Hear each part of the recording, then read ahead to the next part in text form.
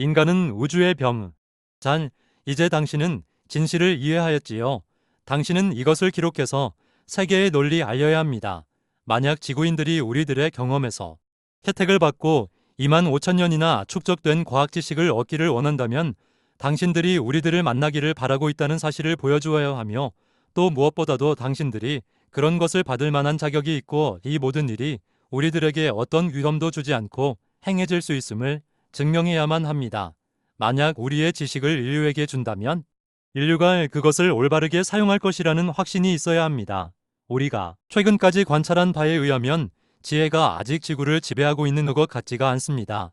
확실히 진보는 했지만 아직도 굶어주는 사람들이 있고 호전적인 분위기가 세계에 만연하고 있습니다. 우리들이 방문하게 되면 모든 것이 개선되고 모든 국가가 통일될 것이 확실합니다. 그러나 인간이 진정으로 우리들을 만나고 싶어하고 또 진실로 통일의 길로 들어서고 있음을 우리가 느낄 수 있어야만 합니다. 또한 지구인들은 우리들이 진정 누구이며 우리들의 방문의 참된 의미가 무엇인가를 알고 그 방문을 진심은 뭐 바라고 있음을 우리들이 느낄 수 있도록 해주어야 합니다. 수차례 인간의 전투기들이 우리들의 우주선을 적으로 보고 추격해 왔습니다. 당신들은 그들에게 우리들이 누구인가를 알려주고 니들이 다치거나 생명을 잃을 위험을 느끼지 않는 상태에서 나타날 수 있도록 해야 합니다. 그러나 이러한 출현이 자칫하면 위태롭고 살인적인 공포심을 유발할 가능성을 지니고 있는 것이 현실이지요. 몇몇 과학자들이 무선으로 우리들과의 접촉을 시도하지만 이런 방법으로는 우리들의 행성의 위치가 알려질 수 있기 때문에 우리들은 응답하지 않습니다. 한편 당신들의 그 방법은 전달 시간이 너무 오래 걸린다는 것이 단점이겠터지요.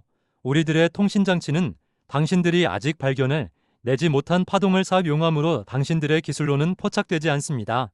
이것은 전차파의 7배에 해당하는 속도를 가지고 있으며 현재는 그것보다 1.5배 더 빠른 속도의 새로운 파동을 실험 중입니다. 이러한 발전은 계속될 것입니다. 그리고 당신들의 연구도 우리가 속해 있는 거대한 존재를 이해하고 그것과 연결되는 방향으로 계속되어 나갈 것입니다. 우리 등을 이 거대한 존재의 일부분으로 그 원자에 기생하고 있습니다. 이 원자가 행성이나 항성입니다. 이 실제로 우리들은 무한소의 세계 속에서 그들에게는 행성이나 태양이 되는 미립자 위에 살고 있는 지적 생명체들을 발견했는데 그들도 우리와 똑같은 질문을 하고 있습니다. 인간은 행성이나 항성의 이 그 원자가 되는 거대한 존재의 병입니다. 그리고 이 거대한 존재도 더욱 큰 다른 원자 위에 붙어 있는 기생충인 것입니다. 이것은 양방향으로 무한히 계속됩니다.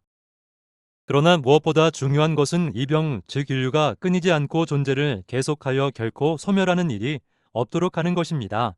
당신들을 창조하는 동안 우리들은 우리 자신 속에 새겨져 있는 2차적인 사명, 즉 우리 자신에게 행해진 과정을 되풀이하고 있음을 알지 못했습니다. 우리들은 우리들의 창조물과 그 진화 과정을 통해서 우리 자신의 기원을 발견한 것입니다. 우리들도 역시 현재는 사라지고 없는 다른 인간들에 의해 창조되었습니다. 그들의 세계는 붕괴된 것이 분명합니다. 그러나 그들 덕분에 우리들은 진보를 이루었고 그들의 뒤를 이어 신들을 창조할 수 있게 된 것입니다. 우리들도 언젠가는 소멸할지요 모릅니다. 그러나 그때에는 당신들이 우리들의 역할을 대신하겠지요. 그러므로 당신들은 귀중한 인간 존속의 사슬을 이루는 한 고리입니다. 우주의 다른 지역에서는 다른 세계들이 존재하며 확실히 다른 인류가 발전하고 있습니다. 그러나 우주의 이 지역에서는 우리들의 세계가 유일하게 새로운 창조 작업들을 행했습니다. 이것은 중요한 사실입니다. 왜냐하면 각 세계로부터 인간의 존속을 위해 소중한 어린이들이 수없이 태어나고 있기 때문입니다. 이것은 우리들에게 인간이 언젠가는 완전히 소멸해 버릴 위험이 더 이상 없을 것이라는 희망을 갖게 해줍니다. 그렇지만 우리는 인간이 번성하면서도 스스로 계속 균형을 유지할지에 대해서는 확신할 수가 없습니다. 연쇄는 언제나 계속되어 왔습니다. 그러나 우리들이 기생충이 되는 거대한 신체의 평형을 깨뜨려서는 안 됩니다. 왜냐하면 우리들이 지나치게 발전하면 대파국을 촉발시킬 수 있기 때문입니다.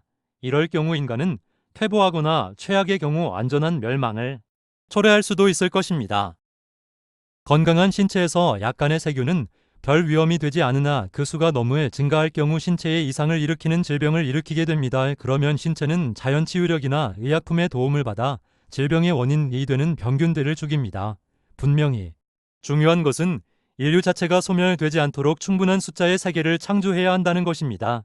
그러나 다른 무엇보다도 존재하고 있는 사람들의 행복을 증진시키는 방법을 찾기 위한 노력을 집중함으로써 평형 상태가 깨어지지 않게 유의하는 것이 중요합니다. 우리들은 이 분야에서 당신들에게 엄청난 도움을 줄 수 있습니다. 진화, 하나의 신화. 이번에는 주제를 바꿔 당신들의 진화론에 대해 반신반의하는 음을 모두 떨쳐버릴 수 있도록 해보겠습니다. 당신들의 과학자들은 인간이 원숭이는 물고기로부터 발생했다는 진화론을 주장하고 있는데 이는 전적으로 틀린 말은 아닙니다. 실제로 지구상에 창조된 최초의 생명은 단세포 생물이었으며 그 후 점점 더 복잡한 생명체가 만들어졌습니다. 그러나 그것은 우연에 의한 것이 아니었지요. 생명을 창조하기 위해 우리들이 지구에 왔을 때 우리들은 가장 단순한 생명체로부터 시작해서 점차 환경에 적응할 수 있는 기술을 발전시켜 나갔습니다. 그리하여 어류, 양서류, 포유류, 조류, 영장류가 창조된 것입니다. 끝으로 원숭이의 모델을 개량한 것에 우리 자신이 지닌 인간의적인 특징을 덧붙여 인간이 창조되었습니다. 성서의 창세기에 씌어진 것처럼 우리들의 모습을 본떠 인간을 만든 것입니다. 만약 우연에 의한 진화라면 이처럼 다양한 형태의 생명이 생길 수 없음을 당신 자신이 더 잘 알 것입니다. 새의 깃털색이나 샤랑을 구하는 행동, 또 각 종류의 사냐의 뿔 모양을 보세요. 도대체 자연은 어떤 필요에 의해서 사냥이나 야생 염소의 뿔을 나선형으로 휘게 했을까요? 왜 새들은 빨갛고 파란 깃털로 장식하고 있으며 물고기들은 환상적인 모양을 하고 있을까요? 그것은 모두 우리들의 예술가들의 작품입니다. 당신들도 생명을 창조할 수 있는 때가 오면 예술가들을 잊지 않도록 하세요. 음악이나 영화, 회화나 조각과 같은 것이 아주 없는 세계를 상상해보세요. 만인 동물들의 신체가 그들의 욕구와 기능에 따라서만 반응한다면 생활은 얼마나 권태롭고 모습은 얼마나 추할까요? 지구상의 생명 형태의 진화란 창조기술의 진보이며 또 창조자들이 최종적으로 자기 자신과 닮은 생물을 창조하기까지 이루어 놓은 고도의 세련된 기술적 작품인 것입니다. 선사시대 인간의 두개골은 인간의 최초 원형으로서 이것은 점차 더 진화된 형태로 대체되었습니다. 그리하여 현재의 지구인 형태로까지 오게 되었는데 이는 창조자들을 정확히 복제한 것입니다. 창조자들은 자신들보다 훨씬 뛰어난 인간을 창조하는 것을 두려워했지만 우리들 중 어떤 사람들은 그런 유혹을 느꼈습니다. 만약 인간들이 자기들의 창조자들을 지배하거나 파괴하기 위해 그들에게 결코 대항하지 않는다는 것을 우리들이 확신할 수 있었다면, 그러나 지구상에 차례로 창조된 여러 인종들 가운데는 창조자들을 아웅버지들로 사랑하기보다는 그들에요 대항하는 사태가 발생했으며 더 개선된 인종을 창조하고자 하는 유혹은 아주 컸을 것입니다. 이것은 가능한 일입니다만 굉장한 모험이지요. 실제 창조자들 중에는 지구의 인간들이 그들의 아버지들보다 약간 더 우수할 줄도 모른다고 우려하는 자들이 있습니다. 사탄은 바로 그들 중 한 사람으로 지구인의 지성이 매우 뛰어나기 때문에 우리들의 행성에 위험이 된다고 항상 생각해왔으며 지금도 그렇게 생각하고 있을 뿐이다.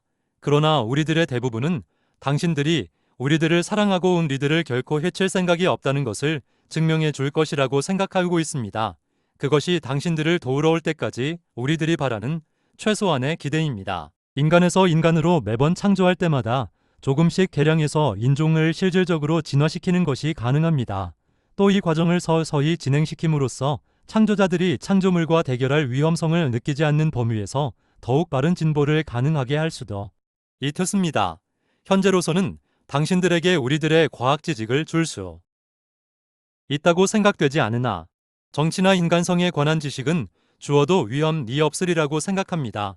이러한 지식은 당신들의 행성을 위태롭게 하지 않을 뿐 아니라 지구에 사는 인간들을 더욱 행복하게 만들고 또 이 행복 때문에 진보를 촉진할 수 있기 때문입니다.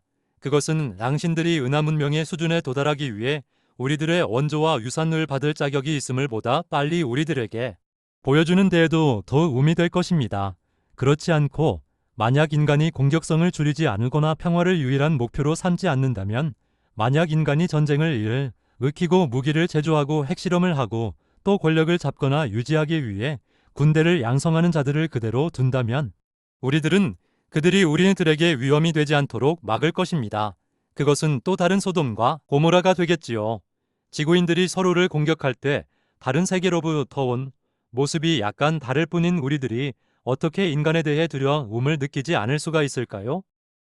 클로드 보리롱 씨, 당신은 자신의 이름으로 진실을 전하도록 하세요. 그리고 현재의 이름을 혁신적으로 우리들을 대변하는 이름인 나엘 외에 어이엘로 바꾸어 사용하도록 하세요. 나엘이란 문자 그대로 하느님이야. 빛을 뜻합니다만 보다 정확하게 번역하자면 엘로힘의 빛을 가져오는 사람 또는 엘로힘의 대사를 뜻합니다. 왜냐하면 실제로 당신은 우리들의 지구 대사이며 우리들은 다만 당신이 세우는 대사관에 공식적으로 도회할 것이기 때문입니다. 라엘을 단순히 메시의 지혜 전달자를 뜻하기도 합니다. 당신의 아들 이름을 라무엘로 짓게 된 것도 우리들의 텔레파시에 의한 것이었습니다.